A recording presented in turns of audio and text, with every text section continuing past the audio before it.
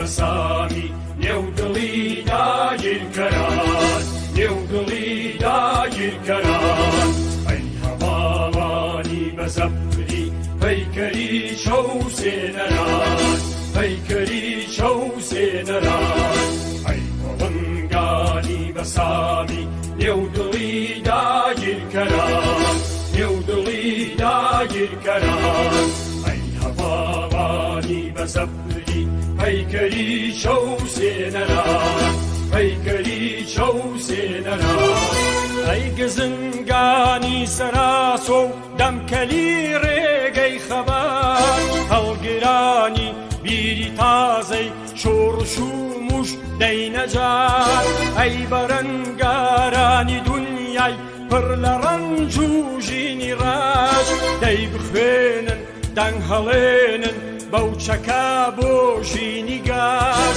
بەو چەکە بۆ ژینی گاش بەو چەکە بۆ ژینی گاش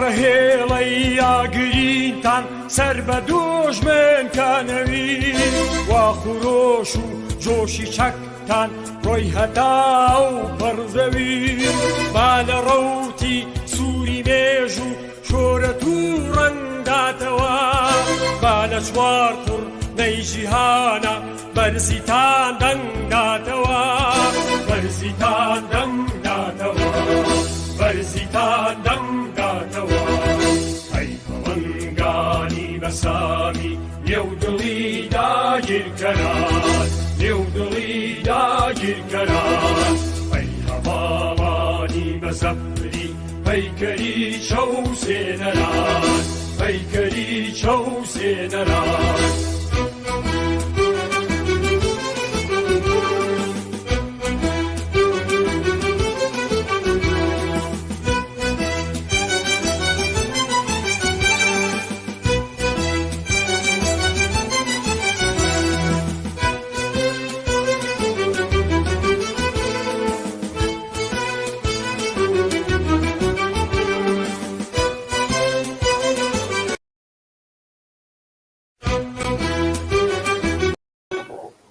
بینەرانی خۆشەویستی تلڤیزیۆنی کۆمەڵا ئەم کاتە و گشت کاتێکی ژیانتان پڕ بێت لە شادی و کامەرانی. سڵاو و ڕێزی خۆم و هاوڕێیانم لە تلڤیزیۆنی کۆمەڵا و بە تایبەتی لە بەرنامەی ڕاستەوخۆ قبول فەرمونون. لە بەرنمەیەکی دیکەی ڕاستەوخۆوە هاتوونێتەوە خزمەتتان بۆ پێشکەشکردنی بەرنمەیەک لە زنجیرە بەرنمەکانی ڕاستەوخۆ تایبەت بە ئاخێزی سەرتاسەری و جەماوەری لە ئێران. لە بەرنامەی ئەم شەوماندا ئاوڕێگە دەینەوە لەلایەنە جۆرا و جۆرەکانی ئەم ئاخێزە، دەستکەوتەکانی، ئاستەنگەکانی و ئاخرین ڕووداوەکانی تا ئێستای. بۆ قسەکردن لەسەر ئەم بابەتە دوو میوانی زۆر ئازیزمان هەیە، هاوڕێیان گەلاوێش ڕۆستەمی و هاوڕێ وریا ئەحمەدی. هاوڕێیان زۆر بەخێر بێن بۆ ئەم بەرنامەیە. سپاس بۆ بەشداریتان لە بەرنامەکەدا. زۆر سپاس بۆ ئێوە. منیش سڵاوم هەیە بۆ ئێوە هاوڕێیانی خۆشەویستی تەلەڤیزیۆنی کۆمەڵا، هەروە میوانی بەڕێزی بەرنامەکە هاوڕێ وریا، هەروە ڕێز و سڵاوم هەیە بۆ بینەرانی خۆشەویستی تەلەڤیزیۆنی کۆمەڵەش. لە خزمەتە. منی چاوەها ڕێز و سڵاو بۆ هەمووتان و بە هەروەها بۆ بینەرانی خۆشەویست و هەروەها بۆ هاوڕێ گەلاوێژی خۆشەویست ماندوو نەبن. هاوڕیان هەروە ئاگادارن ئێستا ئێمە پێمان ناوەتە زیاتر لە 50 و چەند ڕۆژ لە ئاخێزی سەرتاسەری لە ئێران لە شۆڕشێک کە دوای کوژرانی ناجوامێرانەی ژینا دەستی پێکرد و هەموو ئاستەکاندا سەرتاسەری ئێرانی گرتەوە و لە جیهانیشدا دەنگدانەوەیەکی زۆری هەبوو و بە شێوەیەکی بەرین کاریگەری لەسەر هەست و نەستی ئینسانە خاوەن هەڵوێستەکان لە ئاستی دنیادا هەبوو. هەروەک دەزانین ئەمڕۆ چوارشەممە ساڵڕۆژی چلەی کوشتاری خەڵکی زاهیدان بوو، کوشتاری وەحشیانەی خەڵکی زاهیدان لەلایەن کۆماری ئیسلامیەوە. ئەمڕۆ مانگرتنێک بم بۆنەوە ڕاگەیەندرا بوو و لە سەرتاسەری ئێرانیشدا خۆپیشاندان و دەربڕینی ناڕەزایەتی لە هەموو ئاستەکاندا درێژەی هەبووە، بەرخۆدان درێژەی هەبووە و سەرکوتگەریەکانی ڕژیمی کۆماری ئیسلامیش هەر بەردەوام بووە. وەکو یەکەم پرسیار لە هاوڕێ گەلاوێژ، پێم خۆشە ئەگەر ئاخرین ئاڵوگۆڕەکان یا ئاخرین ڕووداوەکانی ئەمڕۆ و ئەم چەند ڕۆژەی ڕابردوومان بۆ باس بکات، بزانین ئێستا ئاخێزەکە لە چه ئاستێکدایەوە، ئەمڕۆ ڕووداوەکان چی بوون؟ بەڵێ هەروەکو لاوەڵەوە خۆتان ئاماژەتان پێکرد، ئەوڕۆ چلەی قەتر و ئامی خەڵکی چەوساوەی زاهیدان بوو کە لەو قەتر و ئامەدا چەند ڕۆژ لەوە پێش لە ڕۆژی جمعەدا کاتێک کە خەڵک چوبوون بۆ مزگەوت و نوێژیان دەکرد لەلایەن هێزە سەرکوتگەرەکانی کۆماری ئیسلامیەوە درانە بەردەستڕێژی گولەی ئەسلحەی گەرم و دواتر ئەم شەڕە وا تونبەوە کە حتا بە هیلیکۆپتێریش لە ئاسمانیشەوە تەقەی لە خەڵک کرد.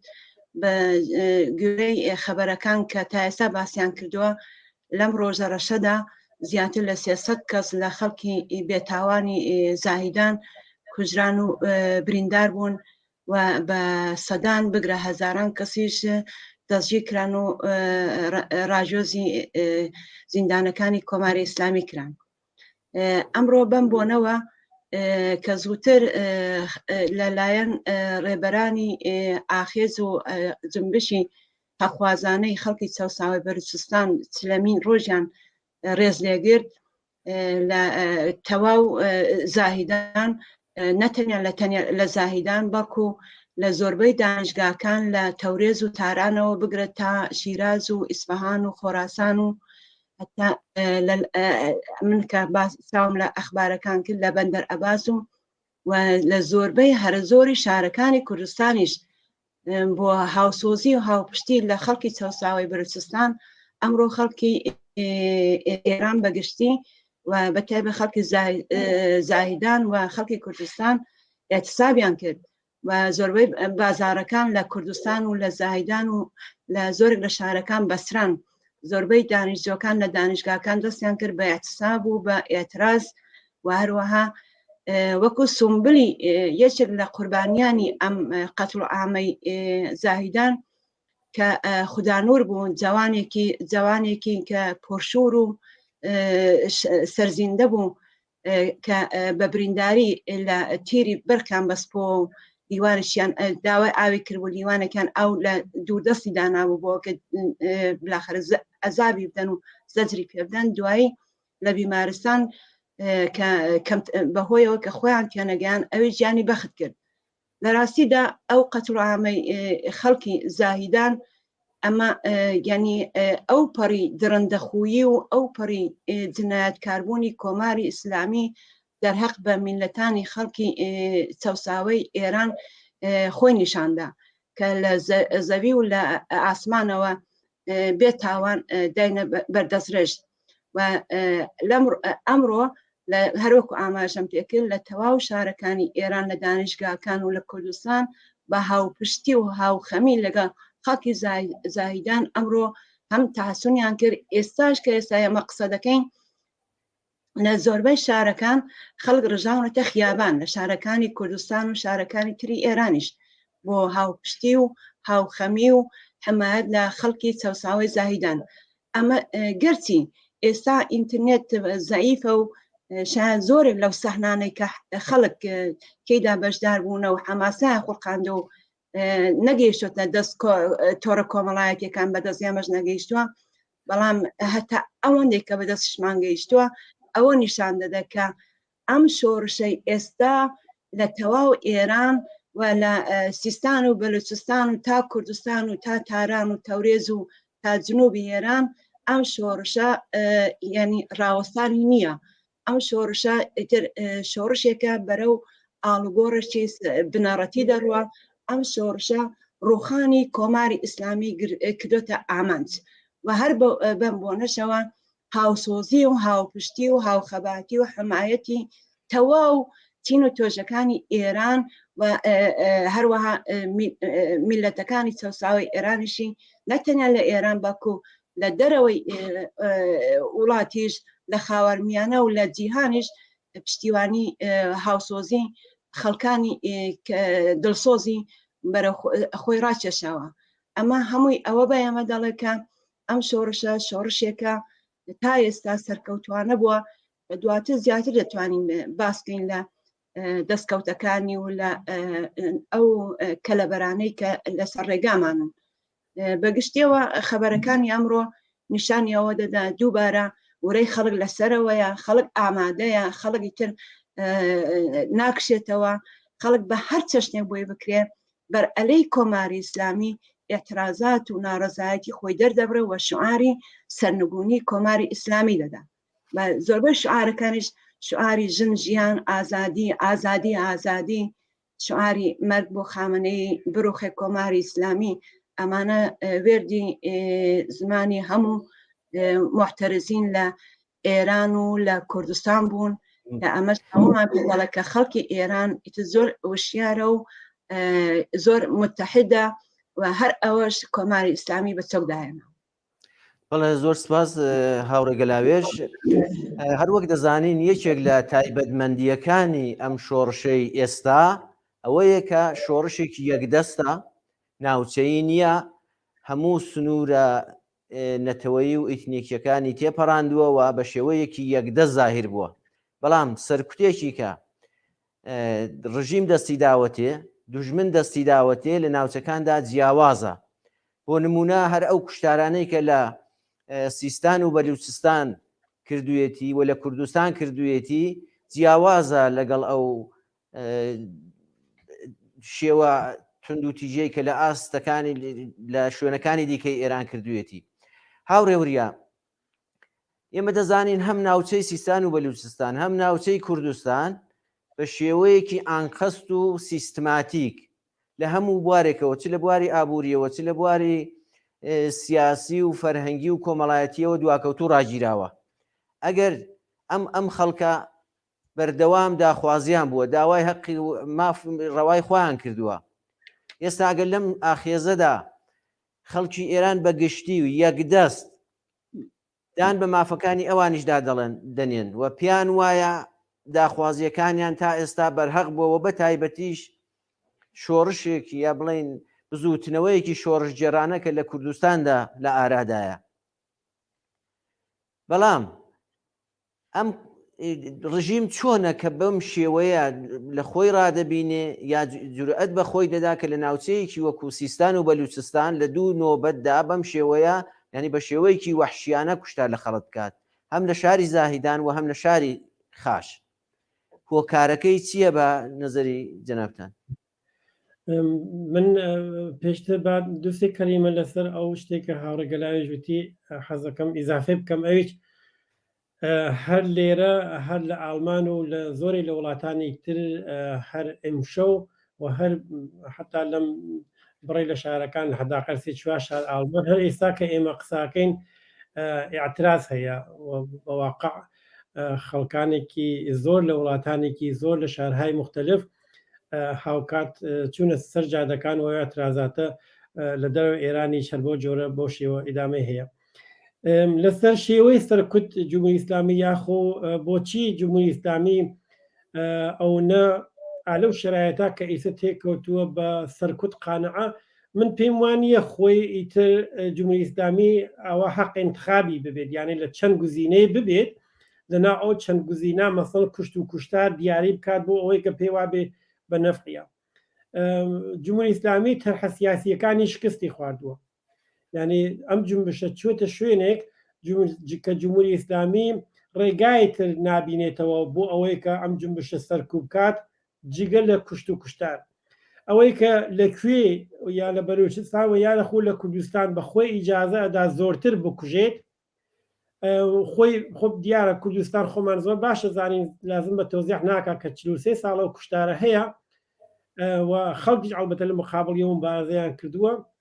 وەک پێ وایە شایەتیش پێ وابێ مەسەڵەن دەنگ بەلوچستان کەمتر بە دنیا ئاگات بەڵام ئەو مەرحەلەیە تێپەڕیوە بە نەزەر من جمهوری ئیسلامی ئێستا چونکو و باقی تەرحەکانتری بێنەتیجە ماوەتەوە و حتا تا حدودێک زۆر غافڵگیر بووە و تا حدودێک زۆر لەو شتانەیە کە 43 ساڵە سەرمایە گوزاری بوو ئاکا ئەس جملە فرق و تەفاوت مثلا بین مناطقی مختلفی ئێران وەکو کوردستان و وەکو بەلوچستان و وەکو باقی شوێنەکانی تر لەسەر ئەو فرق و تەفاوتە سەرمایە گوزاری کردووە ئێستا یەک دەستبوونی ئەم جنبشە و بە پانایی ئێران و حتا خارج لە ئێرانیش خۆمەمان شایەتین بەڵام بە تایبەت لە ئێرانە ئەو لەگەڵ ئەوە حەساوی نەکرد بوو کە ئەم خەڵکە لە هەموو شوێنێک لە ئێرانە یەک خاستیان ببێت یا خاستایەکی مشابهیان ببێت پێی وابوو ئەتوانێ مەسەن لەسەر ئەو فەرق و تەفاوتەیەکە بە واقع لە ناو مردما دروست بووە و ئەو قسەی خۆت کردە دیان مەسەن لە شوێنهایەکە سەرمایەگوزاری هەر نەکردووە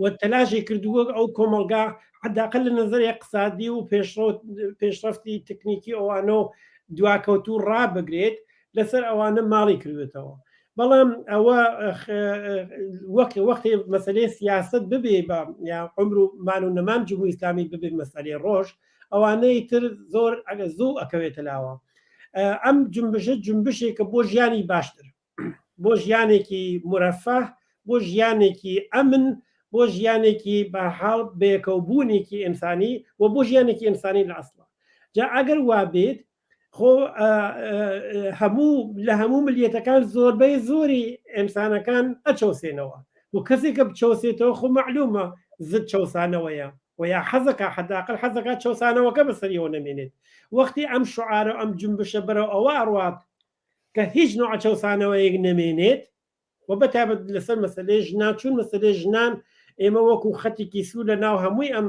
شتانە ئەبێت تواشایەکەین لەبەر ئەوە مەسەلەی ژنان زوو لە هەموو خاست و متاڵەباتێکی تر بەنسبەت ملەتەکانی زۆرتر ئەچەسپێنێ بەیەکەوە و فەرهەنگەکان زۆرتر ئەچەسپێنێ بەیەکەوە خەڵکی وڵاتان و نقاتی مختلفی ئێران زووتر ئەچەسپێنێ بەیەکەوە و خاصیەتێکی زۆر گەورەتر لە ئەوەی کە خەڵکی یانێ فەرهەنگە جۆر باجۆرەکان و زۆرتر ئەلکری بەیەکەوە ئەوەیە کە نوعی ئازادی خوازی هاتیە کە زۆرێک لە ستەمگەرێک تر کە مەوجودە ئەس جملە ستەمی ملی و یا حتا ستەمی دینی ئۆتۆماتیک لەگەڵ یا ئەبێ بەرتەرەف بێت یعنی ناکرێت تۆ مەسەڵەن شعار بدەی بێژی بەرابەری ژن و پیاو بەڵام قەیناکە کورد مەسەلەی کورد بە حەل نەبێت ناکرێت بێژی ژنە بێ ئازاد بێت لە کۆمەلگا ئێمە بەڵام مەسەڵەن چزانم دین قەیناکە دانێکیان باشە دانێکیان کەمتر باشە یا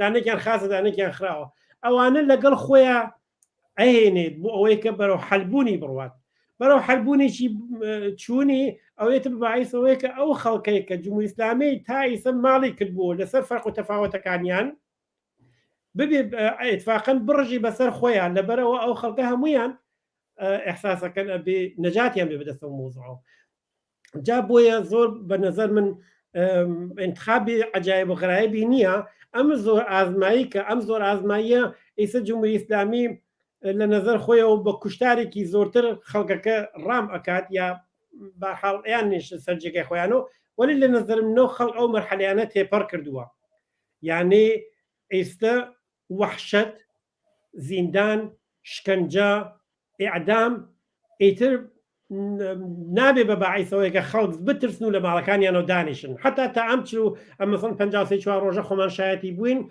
حتا بوو بە باعیسەوە کە خەڵک زۆرتر بێنە دەرەوە بۆیە من پێم وا بێت جمهوری ئیسلامی لێرەی چا تەحلیلە نێشتباکە یعنی وەکو زۆرشتی تری سیاسی کە بەڵام لێرەی چا تەوازن قوات دیارە بە نەفعە یعنی لە تەوازن قوات نییە ئەوان ئەسلحا بەدەستیانەوە مردمیش بەدەستیانەوە بەڵام لە کوشتاری چا مطمئن بە لە کوشتاری چا نامەوەفق بێت لەبەرەوە ئەم بۆچوونە و ئەم جنبشە کە کەوتوتە ڕیا ناتوانێت بە کوشتار بەری پێ بکرێت بەڵێ هەروەک جەنابەت ئاماژەت پێکرد دیارە کۆماری ئیسلامی یا ڕژیمی دەسەڵاتدار لە ئێران وەختێک بەرەوڕووی ئەم ئاخێزە بووەوە وەکو جارەکانی پێشوو هەمیشە خەریکی فرۆفێڵ و تاکتیکی جۆراوجۆر بووە بۆ ئەوەی کە خودی بزوتنەوەکە بەلاڕێدا بەرێ بەڵام ئەم بزوتنەوەی ئەم جارە شتێکی جیاوازترە دیارە ئەم کوشتارانەی کە لەم ناوچانەی کە باسمان کردەی کات بەشێکی ئەوەیە کە خەڵکەکە وادار بکات کە لە بەرامبەر ئەم کوشتارە یا ئەم حرەکەتە وەحشیانەدا دەست بەرن بۆ چەک و دەستبردنیش بۆ چەک ینی دروستکردنی شەڕێکی پێشوەختە و دەستەبەرکردنی ئامانجەکانی کۆماری ئیسلامی. ئەمەش دەتوانێت بەشێک بێ لەو حرەکەتە وەحشیانەی کە کۆماری ئیسلامی دەستیداتێ لەم ناوچانەدا. هاوڕێ گەلاوێش ئێمە دەزانین بەرپرسانی کۆماری ئیسلامی لە بەرامبەر ئەم شۆڕشەدا کەوتونەتە وڕێنەکردن، هەر یەکەی بە جۆرێک دەڕاوێنێ. یەکێک دەڵێ سەرکوتمان کرد، یەکێک دەڵێ دەبێت ئەلێرەدا بوەستێت نەمێنێت، بەڵام دەبینین هەر جارێکە ئەوان هەڕەشە دەکەن یا خەتونیشان دەکێشن یا وەختێک دیاری دەکەن بۆ کۆتایی هاتنی، بزوتنەوەکە گەرم و گوڕتر دێتە مەیدان، حرەکەتەکە گروتینی زیاتری تێدەگەڕێ. ئێوە ئەم وڕێنانە یا ئەم سەر لێ شێواویە یا ئەم ناکۆگویانە ئەم ئاڵۆزوێژیانەی ڕاهبەران یا فەرماندەکانی کۆماری ئیسلامی چۆن دەبینن؟ من پێم خۆشە پێشتر ئاماژە بە زەمینەی ئەم شۆڕشە بکەم، ئەو قیامێک ئێستا دەستی پێکردووە باسی بکەم. لە ماوەی 33 ساڵ حاکمیەتی نەگریستی کۆماری ئیسلامی ئەوەی کە نسیبی خەڵک بۆ جگە لە بەدبەختی و گرانی و کوشت و کوشتار و ئێدام و زیندان و تند و تیژی و شەڕ و ناکۆچی و گرانی و بێکاری و هەژاری و ئیحتیاد و بێخانە و لانەیی هیچێکی دەستکەوتێکی نەبوو بەوە خەڵکە.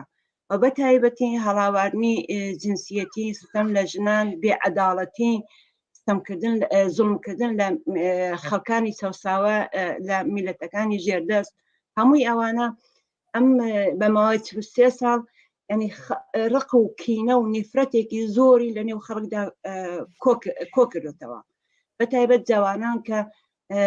جوانان کە ئایندەی داهاتوی و ئەو وڵاتە و کۆمەڵگا و خانەوادەن هیچ ئاسۆیەکیان نییە، هیچ ئومێدێکیان نییە بە ژیان. بۆیە خەڵک پڕە، خەڵک متەنەفرە، بێزارە، بەڕاستی خەڵکش هیچی نییە لە دەستی بدا.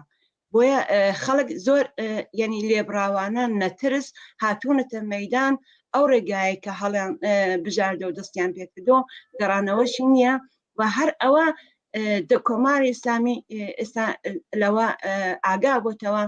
بۆیە لە ماوەی زیاتر لە 54 ڕۆژ هەرچی کردی بە هەر تاکتیکێک بە هەر شێوەیەک لە گرتن، لە کوشتن، لە تەقەکردن، لە ئێعدام، جۆکە من ئامارێکم چاو پێکەوە لە ماوەی 54 ڕۆژەدا زیاتر لە 360,000 کەسی گرتووە. ئەو ئامارانە خەڵک ئاگادار نییە، ڕۆژ نیە بە سەدان و بە هەزاران کەس دەستگیر نەکە. بە هەر شێوەیە کە کردی نەیتوانی ئەم شۆڕشە سەرکوب بکە، نەیتوانی خەڵک بترسێنی و دانێرێتەوە ماڵەکانیان، بەڵکو ڕۆژ بە ڕۆژ خەڵک زیاتر ڕژاونەتە شەقامەکان، ڕۆژ بە ڕۆژ خەڵک بە تاکتیکی جۆرا جۆر دەتوانێت بڵام کە کۆماری ئیسلامیان غافڵگی کردووە. کۆماری ئیسلامی ئێستا لە خامنەیەوە بگرە تا بازجوویەک لە زیندانەوە، تا مەسەڵەن بەسیجێک و گەشتی ئێرشادێک لە خیابانەوە نازانن چی بکەن، یعنی هیچ کام لە سیاسەتەکانیان بۆ دابین ناکرێن. مەسەڵەن ئەگەر لە بازجوویەکاندا نەسلی ئێستا بەهۆی ئەو ڕق و تووڕەی و بێزاری کە حاصلی 33 ساڵ زوڵم و چەوسانەوە بێ عەداڵەتی لە ئێران، یعنی هیچ فڕیان نییە بەسەر مەسهەب و بەسەر ئاینەوە، بێزارن لەوە، بێزارن لە کۆماری ئیسلامی. کۆماری ئیسلامیش ئەوە متەوەجێ بووە کە مەسەڵەن گەورەترین ئەسلحەی کۆماری ئیسلامی ئەمری بەماعروف و نەهی عەنی المونکەر، یعنی داسەپاندنی حیجابی ئیجباری بەسەر ژنان نیوەی کۆمەڵگادا بوو کە ئێستا دەبینین ژنان لە زۆری شارەکان بە قژی پەرێشانەوە بە خیابانەکاندا دەڕۆن، حتا لە دانیشگاکان، دانیشتجۆکان، کچەکان بە قژی ڕوتەوە لە بەرابەر مەلایە کە نمایەندەی کۆماری ئیسلامی هاتووە خەریکە ئرشاد دەکە، مەسەڵەن تەبلیغی مەسە و ئیدۆلۆژیان بۆ دەکەوان بە قژی ڕوتەوە لەوێ دانیشتن هۆهۆیان لە دەچێشن، جۆ نادەن بە قسەکانیان، شعاری ئازادی، شعاری ژن ژیان ئازادی دەدەن. بە هیچ شێوەیە کە ئەو کۆماری ئیسلامی نەیتوانی ئەو خەڵکە چاوترسیان بکە، بۆیە لە خامنەیەوە بگرێت تا زیندانەکان بەگرتن و کوشتنی زۆریش نەیتوانی هیچ کام لە سیاسەتەکانی خۆی پیادە بکە، خەڵک بترسێنە و ناشتوانێت هیچ نسخەیەکی عملیاتی نەجات لەو اعتراضات و لەو ئاخێزە بەربەرینە و سەرتاسەریە کە بە پانایی جۆغرافیای ئێران و بگرن لە دەرەوەی وڵاتیش خەریکە پشتیوانی بۆ خۆی جەلب کردووە، ناتوانێت ئەوە خامۆشکە. بۆیە ئەوان متەوەجێەوە بوونە کە سیاسەتەکانیان شکستی هێناوە، تاکتیکەکانیان نەیتوانیەوە جوابگۆ بێ، گرتن و کوشتن ناتوانێت جوابگۆ بێ، لە خیابان تەقی ڕاستەوخۆ حتا لە ڕەحم بە منداڵ ناکەن، منداڵی 4 ساڵە 5 ساڵەشیان کوشتووە. ئەمە ئایسیەوە بۆ کە ڕق و کینە و ینی نفرەت و بێزاری خەڵک لە دەوڵەتە زۆرتر بێ، بۆ سبەینەکەی خەڵکێکی زۆرتر ڕژاونەتە خیابان. بۆیە من پێم وایە کۆماری ئیسلامی بۆ خۆی بەوە گەیشتەوە کە تا ئێستا هیچ کام لە تاکتیکەکانی نەیتوانیوە جوابگو بێ، نەیتوانیوە سیاسەتەکانی خۆی تەحمیل کە بە خەڵک، نە سەرکوب، نەگرتن، نە زیندان، نە یادام، حتا بەو جەنجاڵی کە دەویست سازی بکە لە کوردستان و لە بلوچستان وەکو ئێوە ئاماژەتان پێکرد ویستی شەڕی ناوخۆیی زوودڕەس دەست پێ بکە، بۆ کە دوایە خەتاکەی بخاتە سەرەوەی کە مەسەڵەن ئەمانە تەزیە تەڵەبن و ئەوانە دەیانەوێت لە ئێران جودا بنەوە و ئەمجا بەم جۆرە شۆڕشی بەرهەقی گەلانی ئێران خەڵکی ئێران بەلاڕێدا بەریا، ئەمەش هەر نەیخوارد، یعنی بە ئاکامێک نەگەیشت بۆ کۆماری ئیسلامی، بەهۆی ئەوەی کە خەڵکی ئێران بەگشتی زۆر وشیارە ئێستا دەزانێت چی بکە، دەزانێت چی دەوێت، دەزانێت کە مەسەڵەن ئێستا یعنی بە هیچ شتێک کەمتر لە ڕوخانی کۆماری ئیسلامی ڕازی نابێ و بگرە ئێستا خەریکی ئەوەیە کە یعنی ئالتەرناتیوی داهاتوو لە داهاتوودا چ دەوڵەتێک دەیبێتە سەرکار دەبی هەموو مافی هەموو میلەتەکان یعنی یەکسانی هەموو چین و توێژەکان بە میلیەتەوە، بە مەسەبیەوە، بە جنسیەتەوە، بە سین و ساڵەوە هەمووی ئەوانە بپارێزیە، دەبی خەڵک ئازاد بێ، خەڵک بۆ خۆی دەسەڵاتی خۆی بۆ خۆی دیار بکە. خەڵک ئێستا خەریکە لە شعارەکانیدا، ئەم شعارانە بوونەتە شعاری سەرتاسەری لە تەواو ئێران و کوردستان، شعاری ئازادی زیندانیانی سیاسی، شعاری بەرابەری، شعاری ئازادی، شعاری نابۆ بڕۆخی کۆماری ئیسلامی. و تا ئێستا بڕوای من ئەوەی کە ئێمە دەیبینین بەخۆشیەوە گەرچی خەڵک تەلەفاتێکی زۆری داوە بەداخەوە، دیارە هیچ شۆڕشێک بەبێ خوێنڕشتن ناتوانێت بە سەرنجام بگە. ئەوە هەدەفی ئێمەشەوەی کە ئەم شۆڕشە بە کەمترین تەلەفات ینی بە سەرنجام بگە و کۆماری ئیسلامی ئێران بڕوخێ و خەڵک زۆر وشیارە لەو بابەتەوە، دەزانن چی بکەن، ئینعتافیان هەیە لە تاکتیکەکانیاندا، هەر ڕۆژێ بە شێوەیەک، بە شێوەی اعتصاب، بە شێوەی اعتراض، بە شێوەی ڕێبەندان، بە شێوەی جۆراجۆر لە نێو هەموو چین و تۆژەکانی ئێراندا اعتراضات لە نێو دانیشتجویان، بە تایبەت دانیشتجویان کەیتر ئەم 2-3 هەفتەی ئەخیر بە شێوەیەکی گشتی لە هەموو شوێنێک هاتوونتە سەر شەقام. ئێستا دانیشتجوەکان گەرچی پێشترە شعاریاندا بوو ئێمە ڕۆڵەی کرێکارانین، لێنی لە تەنیشت کرێکاران دەمێنینەوە، پشتیوانیان لێ دەکەین، خەریکن ئەمەل دەکەم باوە دەتوانم تەنیا لێرەدا سەرەڕایەوە کە کۆماری ئیسلامی نەیتوانی هیچ کام لە تاکتیکەکانی خۆی بە سەرنجام بگەێنێ و ئەو شۆڕشە ئەو ئاگرەی کە بە پانایی ئێران و کوردستان کراوەتەوە خەریکە کۆماری ئیسلامی تێدا دەسووتەوە دەبێت بە خەڵۆز نەیتوانی خامۆشی بکە و ئەوەشی لێ قەتعی بۆتەوە کە ئیتر ناتوانێت ئەو خەڵکە قانە بکە، ناتوانێت فریویان بدە، ناتوانێت وعدەی درۆیان پێ بدە، چۆن 43 ساڵە هەر جارێ بە نەوەیەک، هەر جارێک بە ڕەنگێک، جارێک بە نێوی ئیسلاح تەڵەب و جارێک بە نێوی لیبراڵەکان و جارێک بە نێوی ئازادی یەواشەکی و جارێک بە نێوی 1 میلیۆن ئیمزا و ئەوانە بەنەوە سەری خەڵکیان مازماڵی دەکرد و شۆڕشەکانیان دەخەواندەوە. بەڵام ئەم جارە خەڵک هەموو تاکتیکەکانی کۆماری ئیسلامی دەناسن، باوەڕیان پێی نەماوە و بە هیچ شتێکیش کەمتر لەوە قانونین جگە لەوەی کە ئەم دەوڵەتە ئەشێ بڕۆخێ. و بۆیە لە ناو خۆیاندا کەوتونەتە مڕەمڕ لە یەکتر ناکۆکن چۆن هیچ کامیان نوسخەیەکیان پێنێکە بڵێن ئەم تاکتیکە ئەم شێوەکارە دەتوانیا مەسەن کۆماری ئیسلامی نەجاتدا دەزانن کە هەموو ئەو شتانێک کە بەڕێزت ئاماژەت پێکرد واقعین ئەو فاکتانە و دەتوانێت هەر ئەوە هۆکاری ئاڵۆزوێژی و ڕێنەکانی بەرپرسانی کۆماری ئیسلامی بێت. هاوڕێ وریا خودی کاربەدەستانی کۆماری ئیسلامی دانیان بەوە داناوە کە ئەم شۆڕشە لە جنسێکی ترە، ئەم ڕاپەڕینە لە جنسێکی ترەوە لەگەڵ تا ئێستا تەجروبیان نەکردووە، ئەزمونیان نەکردووە، بۆیە بەدەستیەوە داماون و ئەمە چەندین کەسیان ئەمەیان کوتووە و بەکردەوەش دەیبینین کە واقعاً کۆماری ئیسلامی لە بەرابەریدا داماوە دەستەوەستانەوە نازانێت چۆنی مەعاملەی لەگەڵ بکە، هیچ سەرکوتەکانی جواب ناداتەوە و تاکتیکی جۆرا جۆر دەگرێتە بەر جواب ناداتەوە. دەکرێت بە شێوەیەکی کۆنکرێت مشەخەص باسی ئەوە بکەین کە جیاوازی ئەم شۆڕشە لەگەڵ ڕاپەڕینەکانی ڕابردوو لاین لە تەمەنی کۆماری ئیسلامیدا لە چیدا؟ کاک سعید لە نەزەر منەوە ئەمە ناکرێت فقط لە وجود و تەمەن جمهوری ئیسلامیە تۆزیح بدرێت. بە نەزەر من حتمما بە جمهوری ئیسلامی و وەزعیەت ژیان مردم ئێران زۆر مهمە، زۆر مربوطە، بەڵام ئەمە تۆزێک تاریخێکی جیهانیتری هەیە. تۆ تماشا بکەن دوای شەڕ جیهانی دووەم بالاخره جنبش هایەکی مختلف بوو دەهەیە 60 و حتا 80 بەرحاڵ دیکتاتۆرهایەکی زۆر لە دنیا ڕوخان و حکوومەت‌های دموکراتیک هاتە سەر کار و حتا ئەو کاتێک کە جمهوری ئیسلامی هاتیانێ بەر لە ئەو جنبشە لە ئێرانە بەڕێگەوە بوو کە ڕێگایکی دموکراتیک و یا ئەهدافێکی دموکراتیکی گردووە بەر لە ئێرانە لە دەورانشا. بە نظر من هەر لەو چوارچێوە ئەگونجیا ئیسە چ داستانێک بوو و بۆچی زلهێزەکان موفق بوون ئەو جنبشە سەرکوب بکەن و چۆن جمهوری ئیسلامیان سوار ئەو جنبشە کردووانە ئەوە بەحسێکی ترە.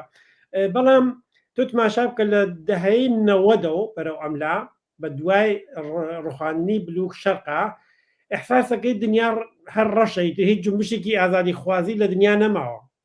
ئەحساسەکەی مەسەڵەن سەرمایەداری سایەکی ڕەش و شومی خستێتە سەر تەواو دنیا لە شەڕەکان باڵکانەوە بگرێ ڕەواندا و بگرێ لە ئەنوا وەقسام نقاتی دنیا و ئەفغانستانەوە بگرێ لە سووریا و بگرێ لە عێراق و بگرێت تو تماشا بکە دنیا لە گۆشەهای مختلفی و فقط بە ئەسلحە بە کوشتار هەمیشە گڕی گرتووە.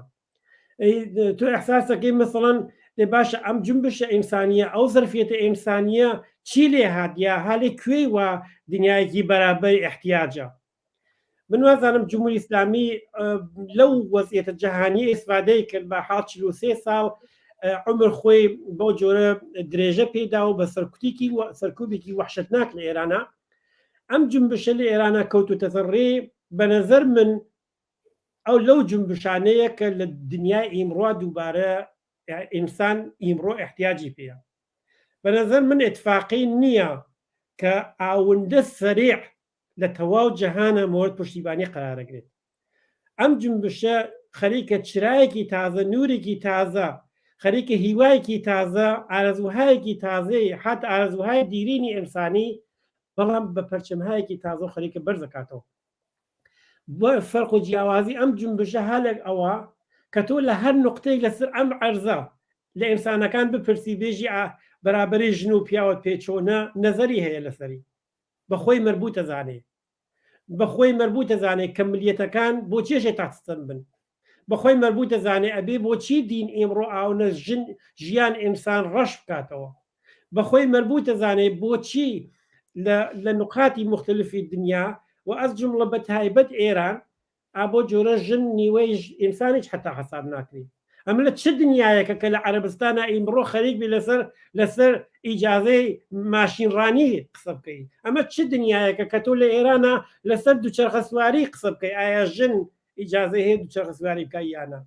بۆیە بە نەزەر من ئەو نوک حەمڵەی ئەم جنبشە دیارە مستەقیمە بە جمهوری ئیسلامیە ولی باوەڕکەن جمهوری ئیسلامی یانێ سەرمایەداری ئیمڕۆ، یعنی بەشێک لە سەرمایەداری کە ئەیەوێ دنیا ئەوەندە ڕەش و ئەوەندە خەشن نگا بێڵێت، یعنی سەرمایەداری کە لەسەر تەفاوت، لەسەر ملیەت، لەسەر مەسەب، لەسەر نژاد، لەسەر جنس، لەسەر تەفاوت ئەمانە و خەریکە ماڵەکاتەوە. ئینسان ئیمڕۆ ئیتر ئەوانەیە تێپەڕ کردووە. بۆیە فەرق و جیاوازیەکانی ئەوەیە کە جنبشێکی ئینسانی خەریکە سەر هەڵەداتەوە کە پەرچەمەکەی لە ئێرانە خۆشبەختانە بە ژن ژیان ئازادی، بە مناڵان، بە حەق مەسکەن، بە دنیایەکی ئەمن، بە دنیایەکی بەبێ چەسانەوە، دنیایەکی بەرابەر، دنیایەکی مرەفەه، بالاخره بەوانە خەریکە لەسەر لەوحەی ئەم ئاعترازاتە و خەریکە کەسەکان وەختی خەریکن تەقەیان لێکەنەوە شعار ئازادیە دەن. تۆ لەبیرتە ئێمە خۆمان مەسەڵەن ڕفیقەکانمان گیانیان لەدەستیان ئەوە بژی سوسیالیزم، ئیتر لە خیابانە خەریکن کەلیمەی شاید کەلیمە سوسیالیزمەکە، وەلی معنای بۆ من چییە؟ وەختی ئێژێ ژیانێکی بەرابەر، وەختی ئێژێ ژیانێکی بێ چاوسانەوە، وەختی ئێژێ دنیایەکی ئازاد، وەختی ئێژێ ئازادی. یعنی ئەوانە ئەمە شتێکە کە تازەگی هەیە. تازەگی شاید بێژم ئشتبازێ وەکو کەلیمەی تازە لە بەرچاوی بگەین لە تاریخا لەم شتانە زۆر بووە، بەڵام دنیای ئیمڕۆ کە ئەو نەڕەش بووە ئەم شتانە زۆر تازەن، وازانەی خەریکی جەوەرجارە لە عمردای بیسی. ئەمە بە نەزەر من بوو بە بەعیسەوە کە ئەو جەو فەزای جەهانیە دوارە دروست بکاتەوە کە ئێمە دنیایەکی بێچۆسانەوەمان احتیاجە، دنیایەکی ئەمنمان احتیاجە، دنیایەکمان گەرەکە کە لە ناویە احساس غرورکەین، احساس شخصیتکەین، احساس کەرامەتکەین، احساسکەین، احساس نەکەین لێهمانەکەن. بۆ بوونەوە جیاوازەکانی هالە لە ناوەکەیان نییە، حتا لە کوردستانەکەیان نییە، لە بەلوچستانیان نییە، ناوەکەی هالە محتەوا و متاڵەباتێکە هەست. ئەو متاڵەباتی چێ وەکو هاوڕێگە لاوێژە خۆشتان وتان ئیتر ڕوو بە جمهوری ئیسلامی نییە. متاڵەبات ئەوە نییە کە بێژی ژیانێکی باشتر، بەمعنایەوە نییە کە بێژی جمهوری ئیسلامی ژیانی باشتر بۆ مرتامیکە. ئەگەر وا بواە خۆ ئەو مەراحلەکە هاوڕێگە لاوێژوتی ئەوانە تێی کراوە بالاخره لە ئیسلاح تەڵەبەکانەوە بگەتە هەموو شتێکی تر. وەلی ئەم جیاوازیە ئەوەیە کە ئینسانی ئیمڕۆ احتیاجیە بە جنبشێکی تازەی ئینسانی بە متاڵەباتێکەوە یا بە پەرچەمهایەکەوە کە ژیانی داهاتووی ئەمنی ئینسانی ئیمڕۆ تەئەمینکە، و ئەوە شتێکە کە لە ئێران و دەستی پێکردگە بۆیە جیاواز. بڵێ هەرێ وەک دەزانین داخوازیە سەرەکیەکان و داخوازیە ئیستراتیژیەکانی ئەم ئاخێزە و ئەم شۆڕشە هەڵتەکاندنی بناغەکانی نیزامی کۆماری ئیسلامی سەرمایە لە ئێران. بەڵام لەگەڵ ئەوەشدا تا ئێرە ئەگە ئێمە فەرزمان ئەوە بێ ئەم بزوتنەوەیە تووشی نەکسەیەک دەبێت، تووشی وێستانێک دەبێت یا بە شێوەیەک سەرکوت دەکرێت، بەڵام دەڵێن تا ئێستاش دەستکەوتی بووە و ئەم دەستکەوتانە قابلی وەرگرتنەوە نین. یعنی ئەگە تا ئێستاژ ئێمە ئەگەر بڵین ئەم شۆڕشە لە نێو قەدیشدا ڕاوەستێت تا ئێستا دەستکەوتی بووە و ئەو دەستکەوتانە قابلی وەرگرتنەوە نین. هاوڕێگە لاوێژ لە ڕوانگەی جەنابتەوە ئەم دەستکەوتانە چین کە تا ئێستا بەدەست هاتوون؟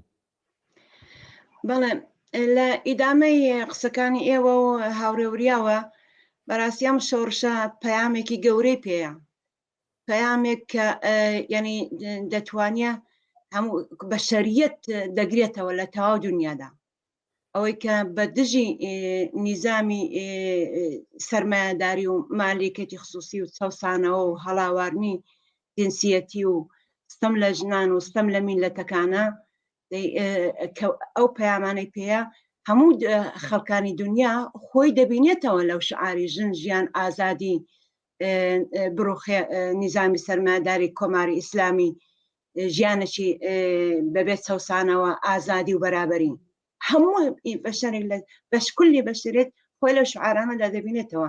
هەر بۆیش هاوسۆزی و ینی هاوپشتی جیهانیشی بۆ خۆی بەدەستێناوە. بەس کەوا بوو ئەم شۆڕشە پەیامێکی جەهانیشی پێەیە، نەکە تەنیا بۆ خەڵکی ئێران و کوردستان بە ئەلەی کۆماری ئیسلامی کە کۆماری ئیسلامی بڕوخیە، پەیامێک ژیان بۆ بەشەریەت، ژیانێکی ئاسوودە هەروەکو هاوڕێوریە باسی لێکرد.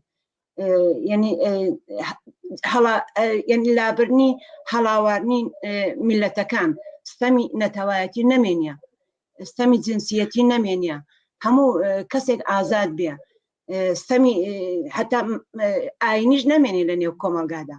ئەمانە پەیامهای زۆر سەرەکی و گرنگی ئەم شۆڕشان کە بۆیش هاو سۆزی و هاو پشتی جیهانی بەدەستخۆی هێناوە.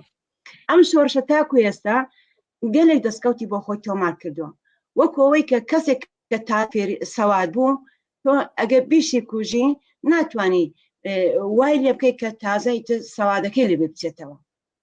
خەڵکی ئێران لە ماوەی ئەو 54 ڕۆژەدا زۆر ئەزمونیان بەدەستێناوە، تامی ئازادیان چێشتووە.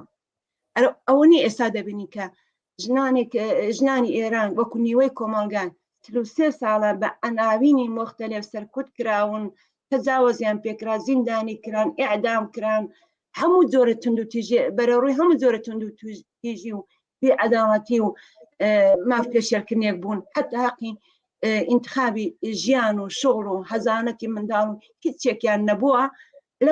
لەم ماوەیەدا ئێحساسی غرور دەکەن، لەم ماوەیەدا ئێحساسی ئازادی دەکەن. کەسێک کە تامی ئازادی چێشت تازە ناتوانین لێوەرگرێەوە. ئەمە دەستکەوتێکی زۆر گەورەیە.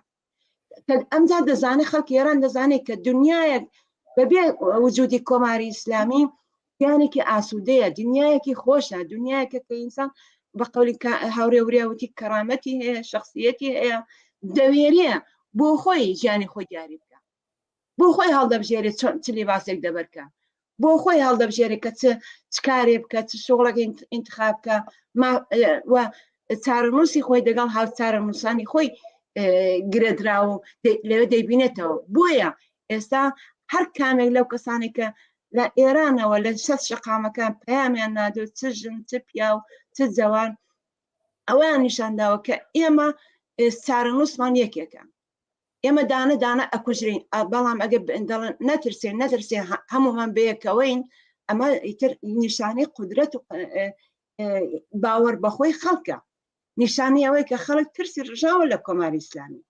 هەر ئەوەی کە ترسیان ڕژاوە، هەرەوەی کە تامی ئازادیان چێشتووە، تا ئێستاش خەڵکی ئێران بەگشتی ڕێکخراو بوونە و ئەم شۆڕشە بێسەر نییە، هەماهەنگی هەیە لەناو هەموو چین و تۆژەکاندا.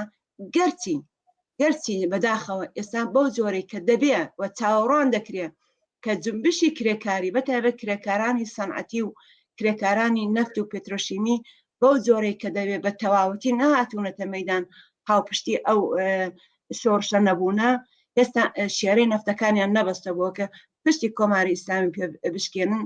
بەڵام ئەمەش وەختی خۆی دیە کە تازە ئەم شۆڕشە ڕێگای گەڕانەوەی نییە. خەڵک تا ئێستا دەستکەوتی زۆری بۆ خۆی مسۆگە کردووە، باوەڕ بەخۆبوون، خۆڕێخستن، ئەو جارەکانە ترسیان ڕژاوە لە کۆماری ئیسلامی. و تا ئێستا ئەوەی کە دەیبینین ئەم شۆڕشە تاکو ئێستا گەرچی تەلەپاتی بەداخەوە خوێنڕێژی زۆریشی تێدا بووە، گرتن و زیندانی زۆریشی تێدا بووە، بەڵام نەیتوانێت خەڵک بترسێنێ، باکو زۆرتر کۆماری ئیسلامی سەری لێ شێواوە ئەترسێ و نازانێت چۆن بەربەرەکانی لەو خەڵکە. حتا بگرە سبەینە ئەگەر کۆماری ئیسلامی تاکتیکی زیاتر سەرکوتی زیاتریش بکە، بەڵام مطمئنم کە خەڵک ناکشێتەوە و ئەو دەستکەوتانە دەپارێزرێن. تا ئێستاش ئەمە نیشانەی سەرکەوتنی ئەم شۆڕشەیە. ئەگەر بۆ ماوەیەکیش ئارام بگرێ، دووبارە وەکو ئاگرێکەکە مەسەڵەن وەکو پێلوویە کە مەسەن لەژێر خۆڵە مێشدایە باوەشێنێکی دووبارە ئاگرەگرێتەوە و ئەم جارە ئیتر من پێم وایە کام شۆڕشە تا ئاخرین ڕێگای خۆی کە ڕوخانی کۆماری ئیسلامی و ئازادی خەڵکی ئێرانە تا قۆناغا دەچێتە پێشێ. قەتارێکە وەڕێکەوتووە و ئیستیگای دووەمیشی ئیستیگای ئازادی و ڕوخانی کۆماری ئیسلامیە. ئەم قەتارە بە هیچ کەس ناوێستێ. ئەمانە هەمووی دەستکەوتن بەخۆشیەوە و هەمووی شت بە ئێمە دەڵێ و خەڵک ئەزمموی زۆری پەیدا کردووە و دەستی پرەوە هاتۆتە مەیدان. دەزانێت وریا لەگەڵ ئەوەی کە پێم خۆشە جنابیش لە ئاماژەیەک بە دەستکەوتەکان بکەی و تەسبیتی ئەو دەستکەوتانە و ئەوەی کە شیاوی وەرگرتنەوە نین و دواتر پرسیارێکی کۆنکرێت کە لە جەناب دەکرێت ئەوەیەکە کۆماری ئیسلامی لەسەر ئەو حاڵ و وەزعی خۆیدا کە ئێستا لە ناوەوە لەگەڵی بەرەو ڕووە بەردەوام هەڕەشە دەکا کە هێرش دەکاتە سەر وڵاتانی دراوسێ. ئەگەر ئەمە مقایسە بکەین بە سەردەمی ینی دوای قیامی 57 و هەڵگیرسانی شەڕی ئێران و عێراق و ئێران چوو بە پیرێەوە و بە بڵین هەدیەیەکی ئیلاهیە بە نعمەتێکی ئیلاهی زانی ئەمانە چۆن لێگەدرێتەوە لەم شرایەتی ئێستادا؟ کاک سعید لەسەر دەستاوردەکان ئەوە هیچ قسەیەکی تیانە کە ئەم جنبشە دەستاوردەکانی بەرە و گەڕانەوە نییە. توتماشا کە لەخرە حکوومەتێکە 43 ساڵە شکنجە و تەجاوز و ئیعدام کار ڕۆژانەی ئەوەیە کە جوانەکانی لە خیابانەکانە بە جێسەقیل گەورە هەڵقاوێز کات و جەنازەکانیان کێشی بەڕۆخ مردمەکەیە. ئفتخاری ئەوە بێت مەسەڵەن نیوەی لە کۆمەلگا ئینسان نین حتا مەڵاکانیان ئێژن ئینسان بەشێک نوعێک لە حیوان، هەرچەند لە نظرم نوع حیوان زۆر جێک ئەرزشە، بەڵام ئەوان بەحاڵ مقایسەکانیان خەریکن ئەیکەن. توتمەشاگە حکوومەتی وان ناتوانێت خەڵ پشتیەوە بێ. ئەم حکوومەت جمهوری ئیسلامی بە پشتیوانی هاوڕەدیفەکانی و لە کۆمەلگای جیهانی و بانک جیهانی و زلهێزەکان و بلەخەرە خۆی گرتووە تایسە.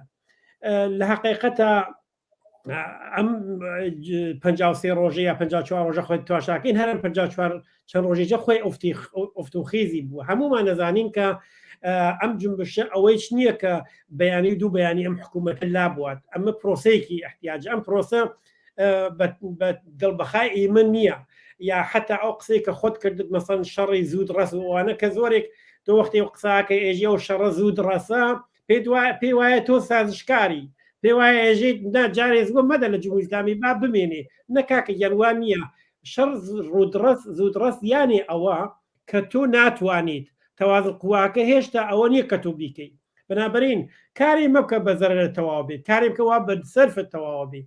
وەختێکی شەڕی زود ڕستوانە ئەگەر مەزور سەر ئەسلحە بێت کە زۆر جار خەریکن قسەیەکەن بەحاڵ وەختی ئەسلحە قسەکایتە ئینسان قسە ناکە.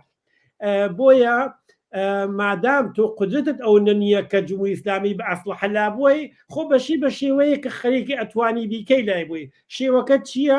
شێوەکە تعدادی خەڵکە، ئاعترازاتە، حرەکەتی جەماوەریە و خەڵکێکی یەکجار زۆر کە ئەتوانن ئاعتساب بکەن بەڵام ناتوان نەسەحەبکردن بەدەستیانەوە، ئەتوان ئاعتساب بکەن خب ئەبێ بۆ شێوە بیکەی. هەرەوەی چەسە کە جمهوری ئیسلامی وای لێ کردووە کە ئەوە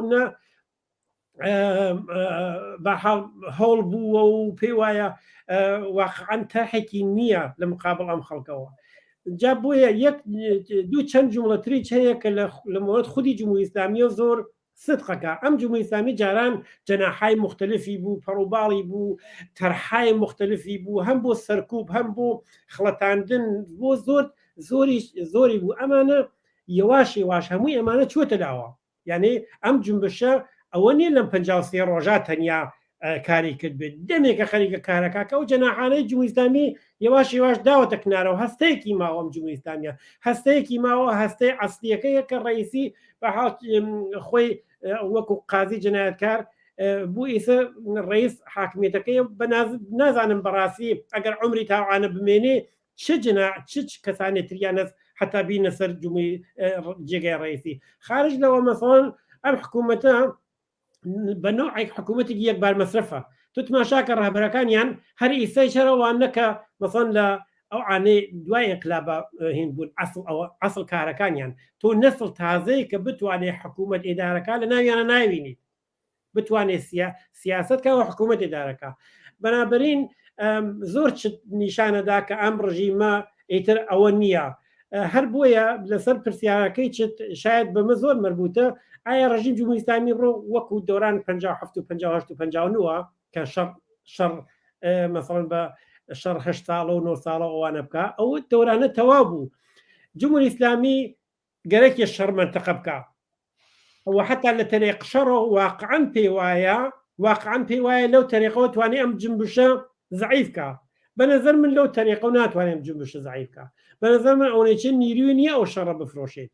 یعنی تۆ تماشا کە ئەم ڕژیمە لەو حەدا نەماوە ئیتر لە مقابل ئیسرائیل و چازانم وڵاتانی دەوروبەری و بڕوا شەڕکە ئەگەر پێی بکریایە مطمئن بە نەهێشت ئەم حرەکاتە ئاوای لێ بێت تا ئیسەیش بڕوات ئەو شەڕیەخستوە ڕیا تۆ خۆش باش زانی حتا نمونونەکەی مەسەڵەن خۆمان لەخەر هات حمڵەی کرد و لە کوردستانە جمهوری ئیسلامی ئەگەر بیتوانایە بە شەڕ ئەم کارەی تەواو کردای لەگەڵ خەڵکەکە خۆی شەڕەکەی کرد شەڕی سێجە خەریکە شەڕەکە خۆ تەواو نەبوو بووی جمهوری ئیسلامی 8 ساڵ لەوە بەر وتی ئێمە لە سووریام خامنەیە وتی لە سووریا بۆەوە شەڕەکەین لەبەرەوە لە هەمانە شەڕەکەین لە یەمەنا بوو ئەوە شەڕەکەین لە تارانە شەڕ نەکەین دەمانە هەمووی کراوە تەواو بووە جا بۆیە بە نەزەر من لەوانەیە ماجراجووی بکە من هیچ شەک و تەردیدێکم نییە لەوەی کە تەلاش بکات ئەو کارانە بکە و ئەشی جدیش بیگرێنێمە بەڵام بە نەزەر من ئەوەی چه دانەی لەو تەرحانەیە کە لەو ڕەفتە و سوختە هەر بۆیە ناتوانێت جمهوری ئیسلامی نەجات بە ئەتوانێت عەزیەت بکە ئەتوانێت ئەم جنبشە تۆزێ بخاتە دواوە ئەتوانێت خەڵک منتەقە بکە بەڵام مطمئن بە عمر جمهوری ئیسلامی لەو تەریقە و ناتوانێت تەئمین بێت بەڵێ هاوڕێیان دیارە پرسیار زۆرە قسە زۆرە لەو زەمینەیە دابیکەین بەڵام مەجای بەرنامەکەمان ئیجازە نادات من زۆر سپاستانەکەم بۆ بەشداریتان لەم بەرنمەیەدا هاوڕێ گەلاوێژ ڕۆستەمی و هاوڕێ وریا ئەحمەدی زۆر سپاس بۆ بەشداریتان زۆر سپاس بۆ ئەوەی کە جوابی داوەتەکەی ئێمەتانداوە بۆ بەشداری لەم بەرنمەیەدا سپاس بۆ ئێوەش سەرکەوتوو زۆر سپاستانەکەم ماندوو نبن هەروەها زۆر خۆشحاڵ بووم لەگەڵ هاوڕێ گەلاوێژە لەم بەرنامە بەشدار بووین سپاستانەکەم منی شەروە مەمنونتان موافق بەڵێ بینەرانی ئازیز و خۆشەویستی تەلەڤیزیۆنی کۆمەڵا و بەرنامەی ڕاستەوخۆ بە تایبەت بەم شێوەیە هاتینە کۆتایی بەرنامەی ئەمڕۆژمان تا بە یەگەشتنەوەیەکی دیکە ژیانێکی خۆش و پڕ لە کامەرانیتان بۆ بە ئاوات دەخوازیین ماڵاوە.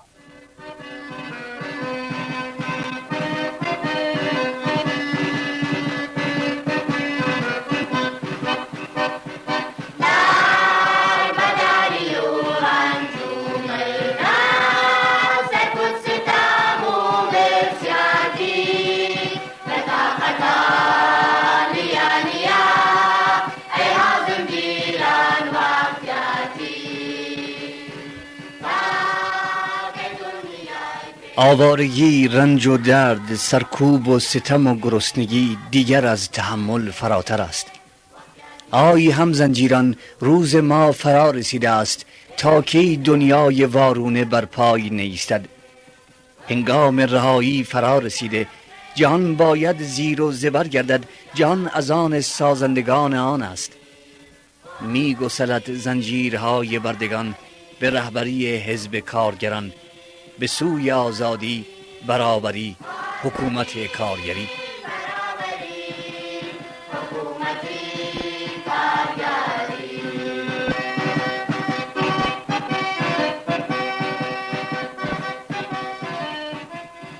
نعمات و فراورده های انسانی و هر آنچه منشأ آسایش و شادی است تا کی در دست سود پرستان و غارتگران؟ دست غارتگران کوتاه تا این همه از آن همگان گردد. می گسلد زنجیرهای بردگان به رهبری حزب کارگران به سوی آزادی، برابری، حکومت کارگری. زنجیر هزاران ساله خواهد گسست.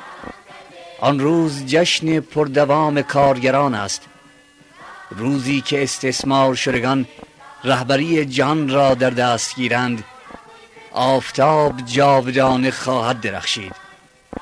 می گسلد زنجیرهای بردگان به رهبری حزب کارگران به سوی آزادی، برابری، حکومت کارگری.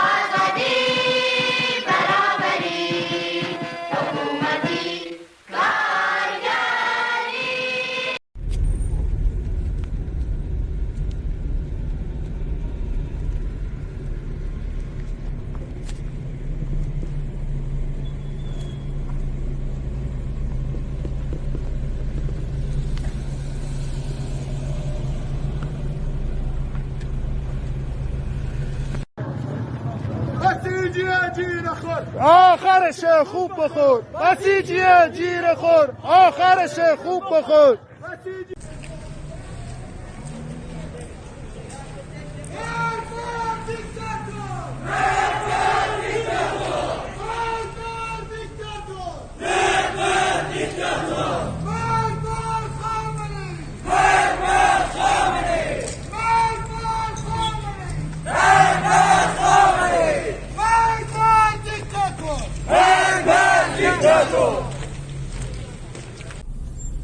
هەژدەی ئابانی 1401 بەریشی لانان کاتژمێر 6 ئێوارێ خڕۆشاوە مەهاباد.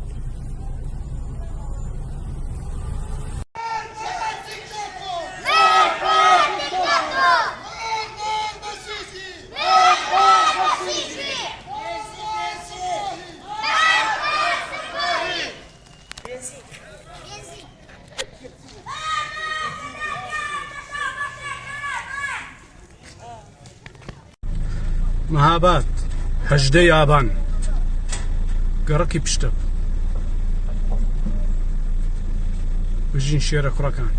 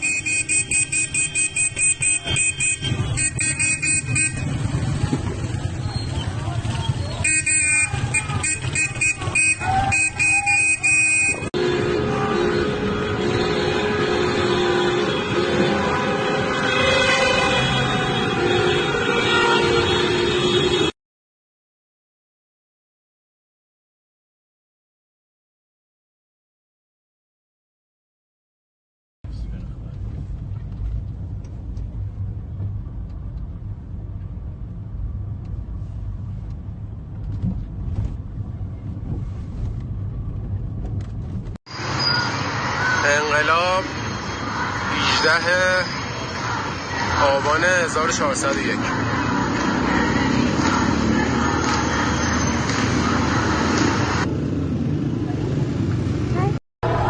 افروز 18 آبان قیام بر علیه ضحاک خامنه ای هر مره کثیر. آبان 1401 شیراز مرگ بر دیکتاتور.